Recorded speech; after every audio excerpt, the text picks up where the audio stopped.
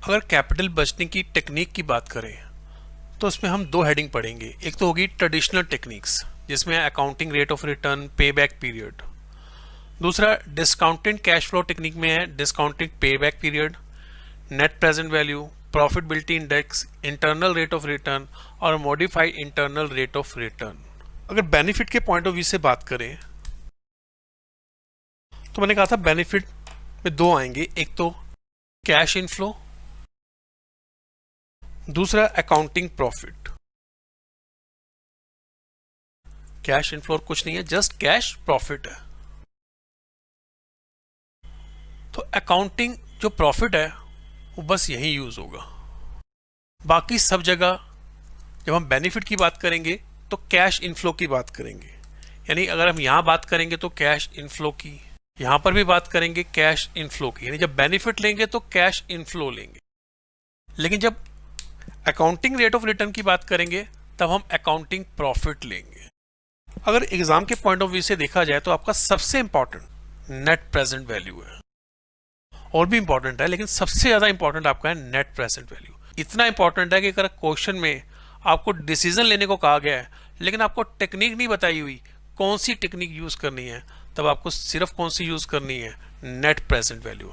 यानी कितना इंपॉर्टेंट आप इस बात से ही समझ सकते हैं कि अगर क्वेश्चन में आपको टेक्निक ही नहीं बताई हुई कि कौन सी टेक्निक यूज करनी है तो आपको इसका मतलब नेट प्रेजेंट वैल्यू टेक्निक ही यूज करनी पड़ेगी। तो हम सबसे पहले इस टेक्निक को यूज कर रहे हैं, उससे नेक्स्ट क्वेश्चन में हम सारी टेक्निक को एक ही क्वेश्चन में यूज करेंगे। तो अभी हम पहला क्वेश्चन कर रहे हैं, उसमें सिर्फ एनपीवी की।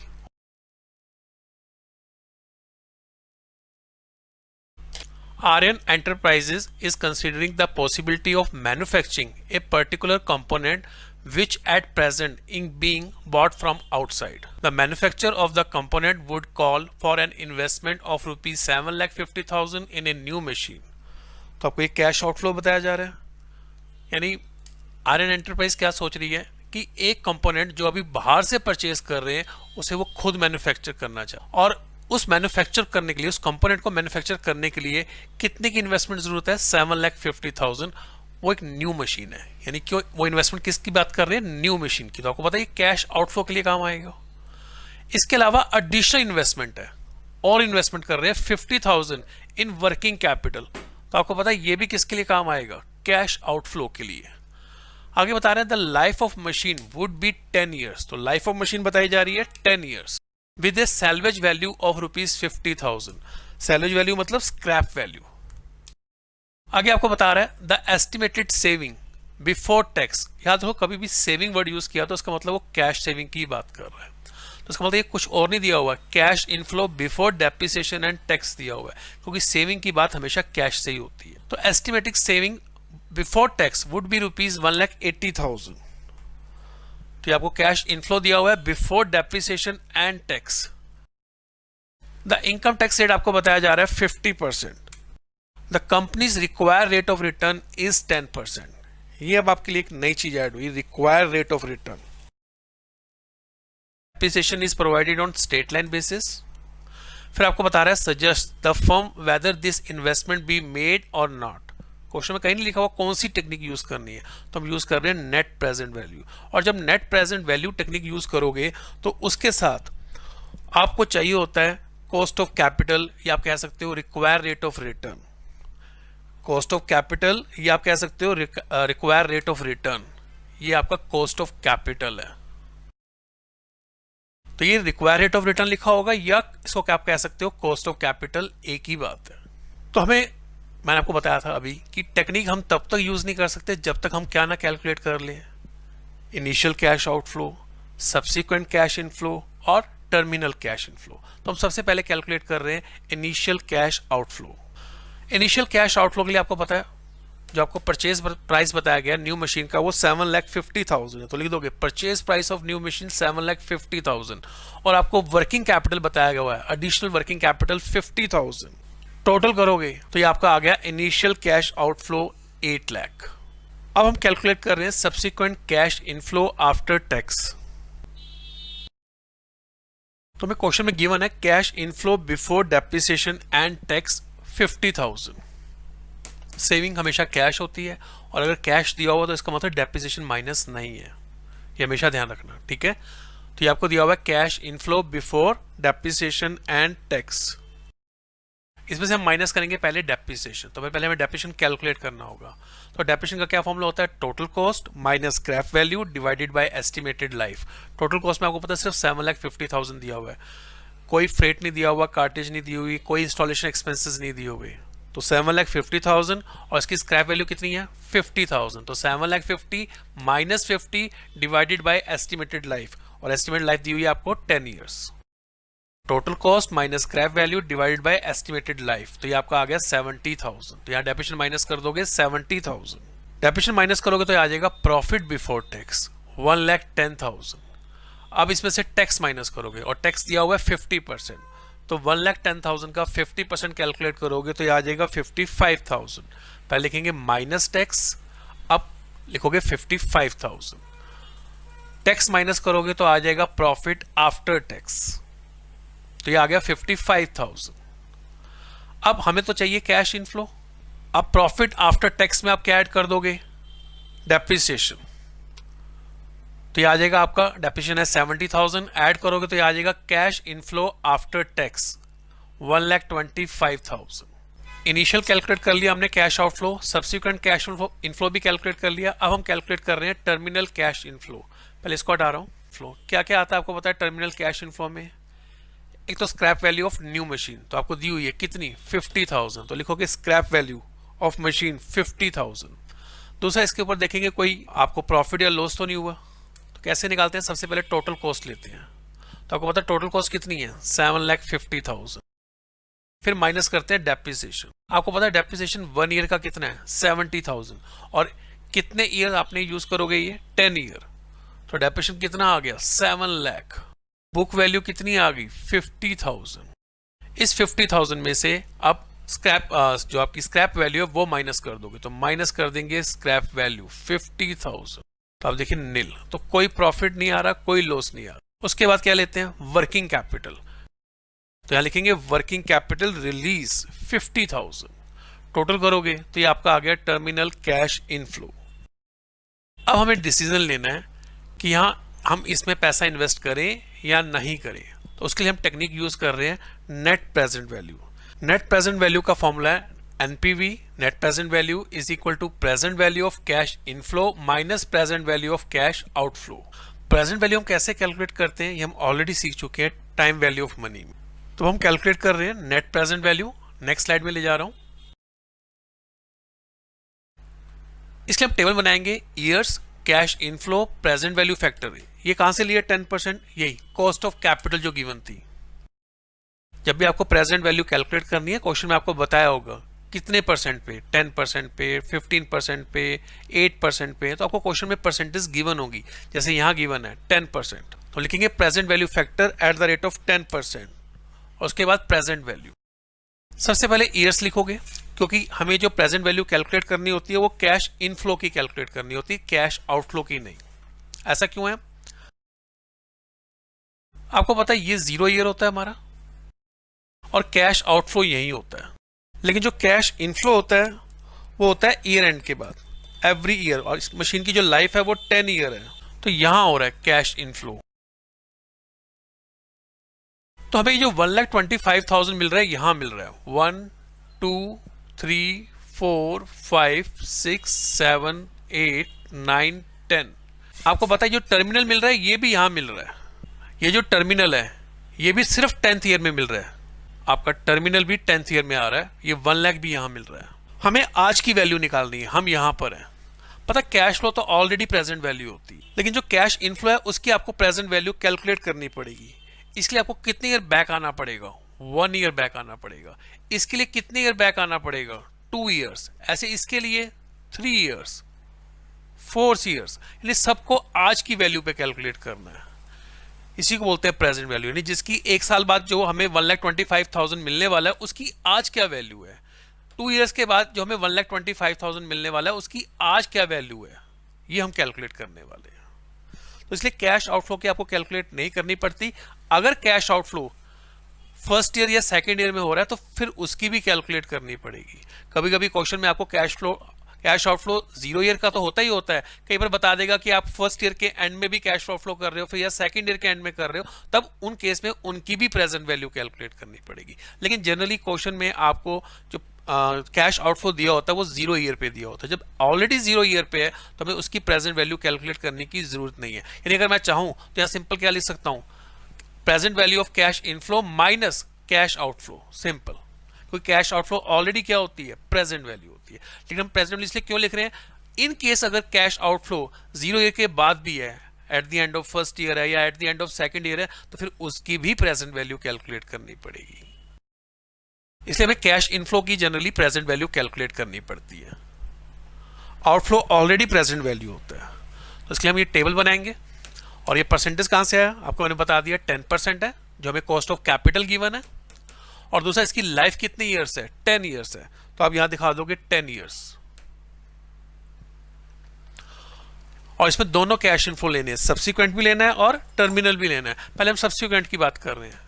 ये 1,25,000 एक ईयर को रिप्रेजेंट नहीं कर रहा, ये 10 ईयर को रिप्रेजेंट कर रहा है। जो 1,25,000 ये हमने जो बताया सब्सिक्वेंट, ये आने वाले कितने सालों तक मिलने वाला है, 10 ईयर्स तक।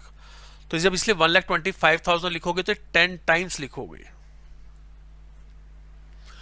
ये तो हमने ले लिया सब्सिक्वेंट। अब हमें कौन सा लेना है, टर्मिनल भी लेना है। और आपको पता है टर्मिनल सिर्फ 10th ईयर में हो रहा है, हर साल नहीं हो रहा, सिर्फ 10th ईयर में।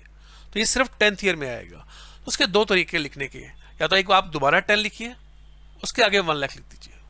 दूसरा इसी 1,25,000 में ऐड कर दीजिए 2,25,000। आप दोनों में से कोई भी फॉलो कर सकते हो, मैं ये वाला फॉलो कर रहा हूं। सबको क्लियर है मेरी बात। अब प्रेजेंट वैल्यू फैक्टर कैसे निकालेंगे, पता उसके लिए आपको बुक के एंड में टेबल दी होती है। तो टेबल में आपको देखना है A1, A2, A3 ऐसे लिखा होगा टेबल के साथ, A4।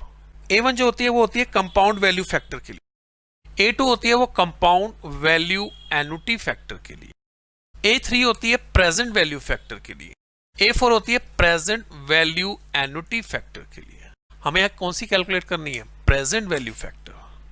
इसका मतलब ये वाली यूज होगी, प्रेजेंट वैल्यू फैक्टर। इस तरह से टेबल आप पीछे देखोगे तो लिखा होगा A3। आपको इसमें से परसेंटेज दी होंगी 1, 2, 3, 4, 5, 10, फिर आगे 11, 12, 13, 14 इस तरह से चाहिए। आपको पता है हमें कौन सी परसेंटेज वाली देखनी है, 10%, तो ये 10% वाली देखोगे। आपको पता है ये एक ईयर के बाद है ना, तो एक ईयर की बैक इसकी वैल्यू क्या है, 0.909। कैसे लिया, यहां से 1 ईयर की। सेकेंड ईयर की कितनी है, 0.826। जैसे फर्स्ट ईयर की हमने लिखी 0.909, अगर आप सेकेंड ईयर के लिए देखते हो तो ये देखोगे 0.826। ऐसे थर्ड ईयर के लिए देखोगे 0.751। या इसे आप कैलकुलेटर से भी कैलकुलेट कर सकते हैं।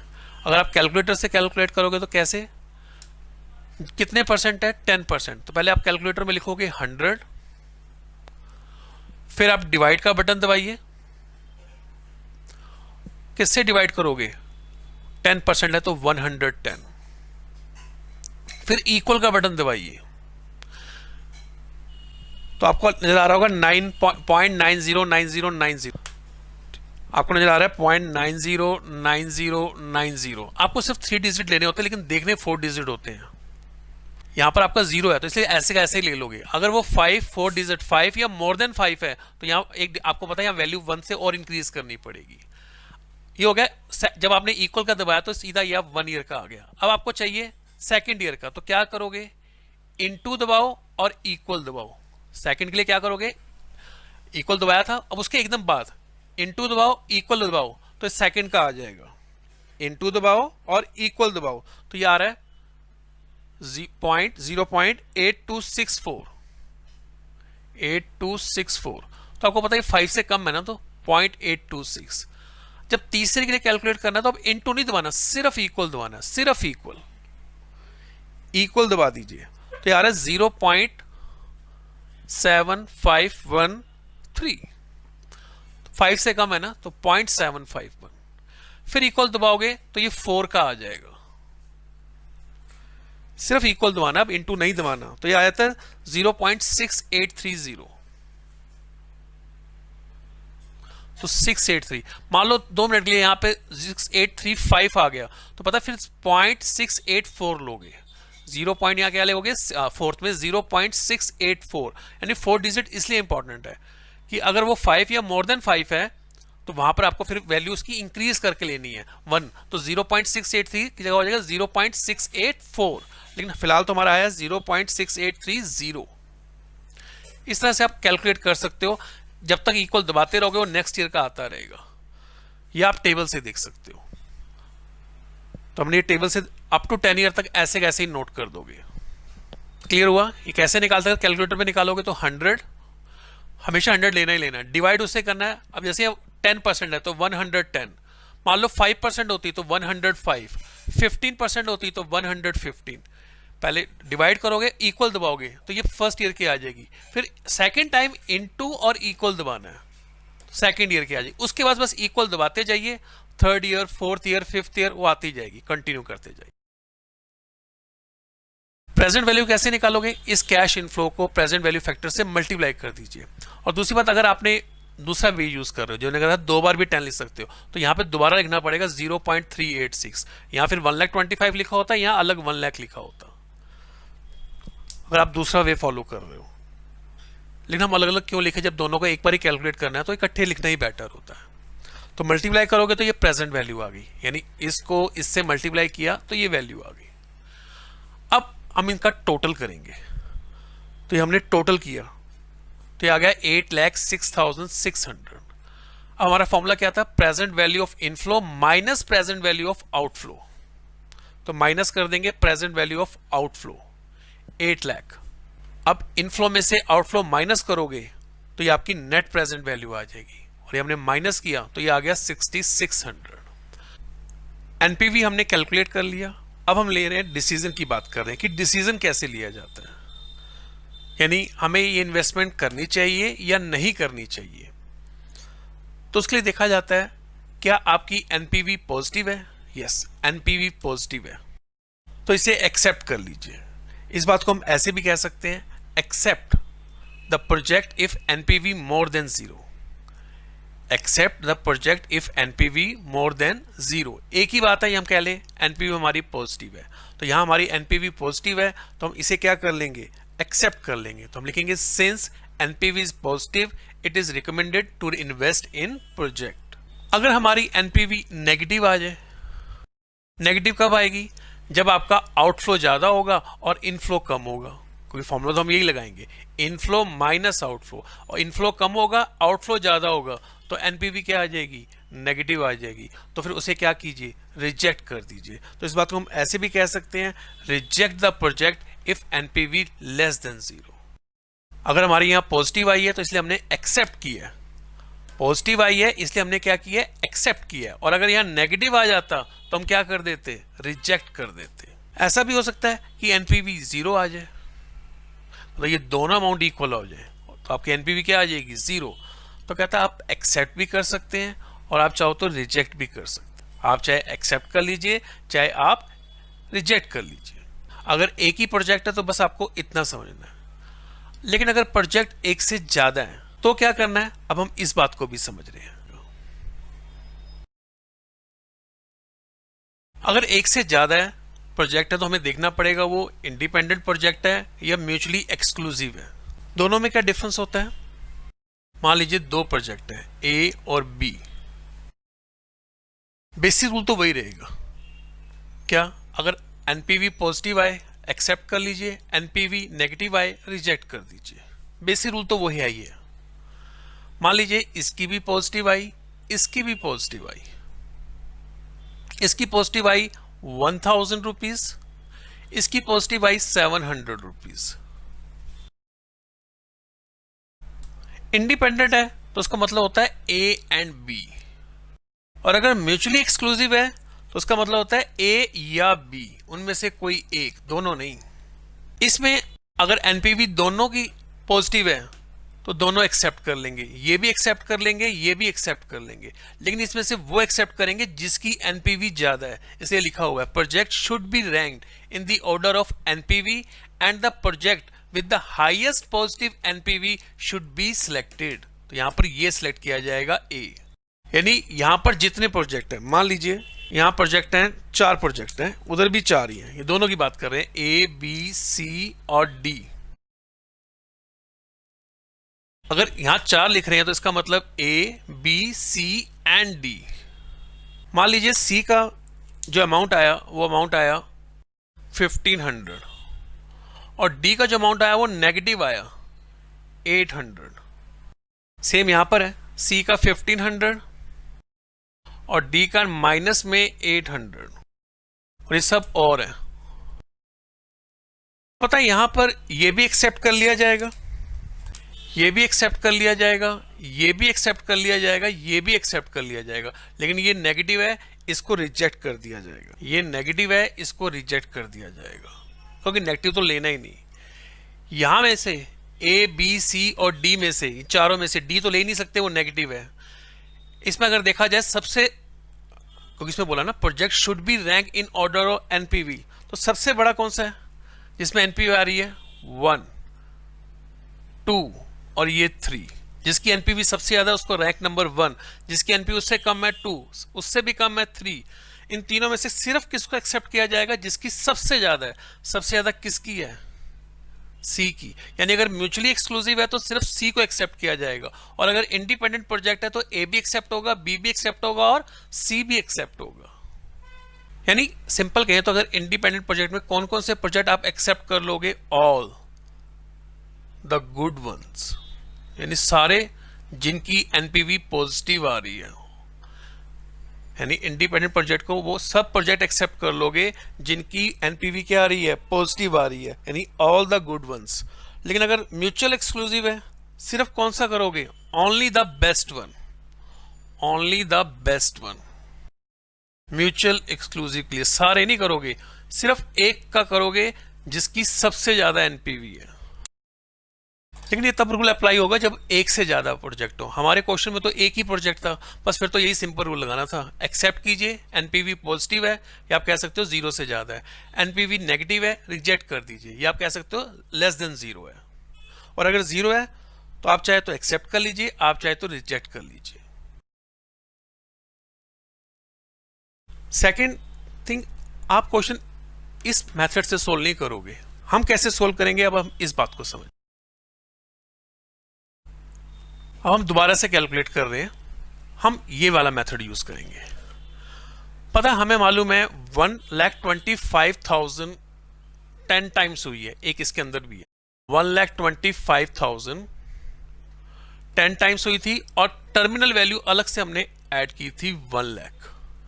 पता है ये इक्वल है, और अगर इक्वल है तो उसके लिए हम जो प्रेजेंट वैल्यू फैक्टर देखते हैं वो कौन सा देखते हैं, प्रेजेंट वैल्यू एन्युटी फैक्टर। यानी हम एक एक करके नहीं कैलकुलेट करेंगे, हम सीधा टेबल कौन सा देखेंगे, A4। हम सीधा टेबल कौन सा देखेंगे, A4। तो हम लिखेंगे present value of cash inflow, और आपको पता है ये 1,25,000 है, इनटू करना पड़ेगा present value annuity factor, right. और आपको पता है उसके लिए रेट ऑफ इंटरेस्ट कितना है, 10%। नंबर ऑफ ईयर्स कितने हैं, 10। रेट ऑफ इंटरेस्ट है 10% और नंबर ऑफ ईयर्स कितने हैं, 10। अब आप टेबल देखोगे A4, क्योंकि ये तो हमें ये मेथड फॉलो करना है, हम एक एक करके नहीं कैलकुलेट करेंगे। A4 टेबल, पहले A3 थी, अब हम टेबल यूज कर रहे हैं A4। कैसे यूज करेंगे, आपको पता है नंबर ऑफ ईयर्स कितने हैं, 10, तो ये नंबर ऑफ ईयर्स होते हैं 10। परसेंटेज कितनी है, 10%, तो 10% सबसे लास्ट वाली ये वैल्यू लोगे 6.145। 6.145 ये हम टेबल A4 में देख रहे हैं।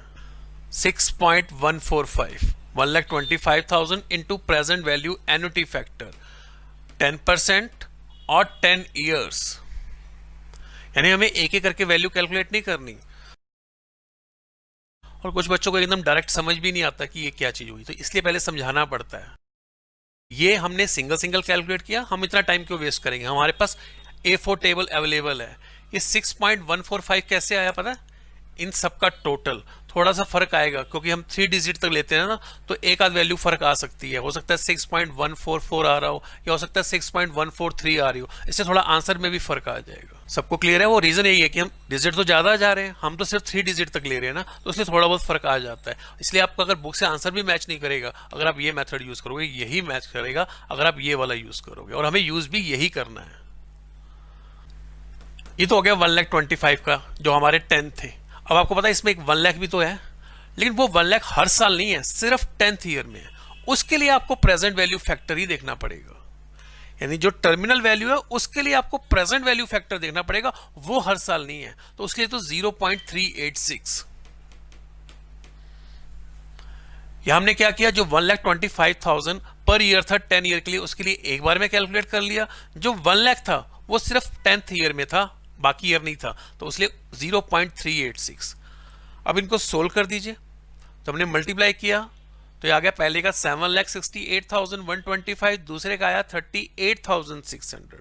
टोटल कर दीजिए तो ये हमारी प्रेजेंट वैल्यू आ गई ऑफ इनफ्लो 8,06,725। देखिए पहले क्या आई थी, 8,06,600। ये डिफरेंस क्यों आ रहा है?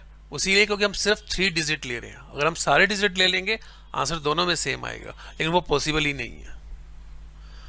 सबको क्लियर है? इसलिए अब आपको ये मेथड यूज करना, लेकिन अब ये आपको मेथड अच्छे से समझ में आएगा, इसलिए पहले मैंने इसको ये करवाया। फिर कुछ बच्चों को दिक्कत होती है, ये चीज समझ ही नहीं आती है।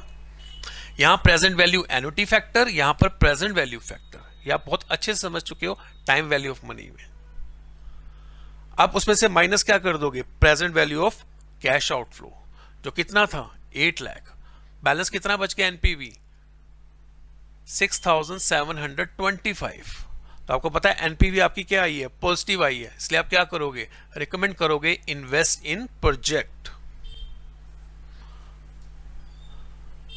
तो हमें ये नहीं बनाना है, ये सिर्फ समझाने के लिए आपको बनाया था ताकि आप इस चीज को अच्छे से समझ सके।